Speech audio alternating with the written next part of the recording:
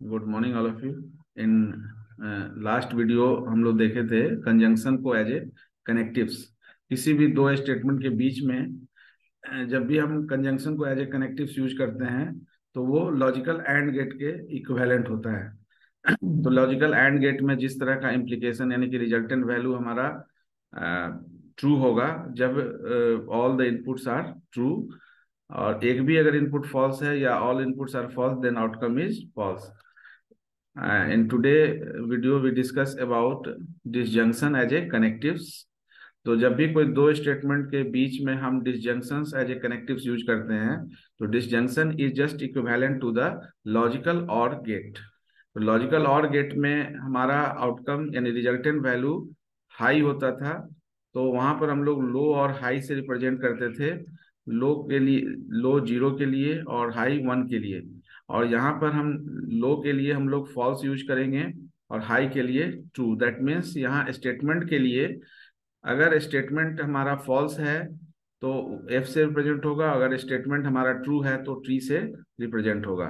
तो in case of disjunction, तो disjunction of a two statement like P and Q may be denoted by the statement. तो symbol जो use होगा disjunction के लिए, logical और में हम लोग प्लस यूज करते थे, यहाँ पर हम लोग ये सिंबल यूज करेंगे and we read it as P or Q या पी ज्वाइन क्यू।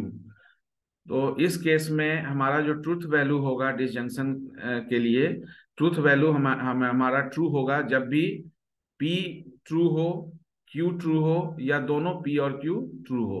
इसका मतलब है कि जो लॉजिकल और में हमारा जो कंक्लूजन था कि आउटपुट इज ट्रू या output is high whenever at least one of its input is high, तो इन दिस केस कि output is true whenever at least one of its input is true.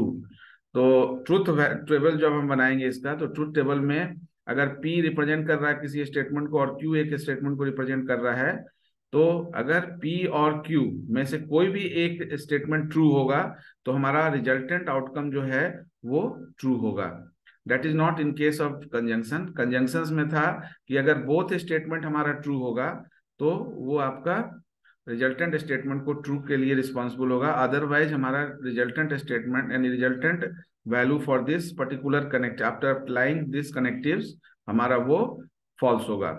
तो true true then true, true false then true, false true then true and false false then false, यानी कि false false this is the only case. You can also use paraphrasing here as like paraphrasing used in logical or operations। तो यहाँ पर भी आप इस false statement के लिए भी स्टेटमेंट जनरेट कर सकते हैं कि in case of disjunction as a connectives resultant value is false whenever all the statements is false। That means P and Q both statement is false, then only the resultant value will be false, otherwise the resultant value will be true। तो ये this is the case for the disjunctions, and as like conjunction, disjunction is also symmetric। disjunction is also symmetric, that means कि जो चीज आप P और Q के लिए करेंगे वही चीज Q और P के लिए भी वैलिड होगा।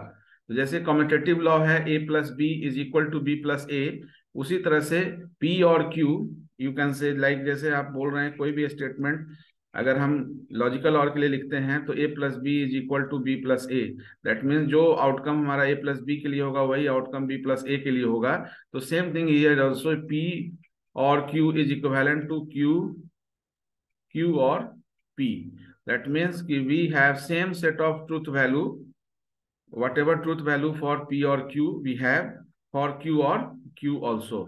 So in today video we discuss about the disjunction as a connectives used in statements yani in between the statements, and on the basis of the statement value yani if the statement is true or false the final outcome is generated for this connectives। In next video we'll discuss some more or the rest of the particular statements and correctives used in the statements। Thank you for today।